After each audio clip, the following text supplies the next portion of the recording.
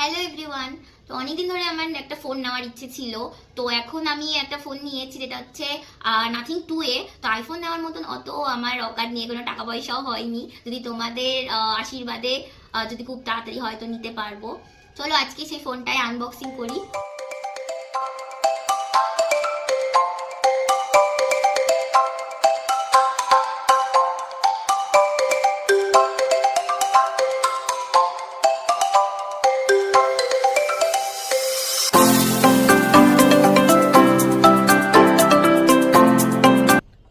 আর ফোনের সঙ্গে দিয়েছে এই নাথিং এর এই চার্জারের কেবলটা, অ্যাডাপ্টারটা কিনতে হবে আলাদা করে। আর সাথে ছিল এই যে পিনটা।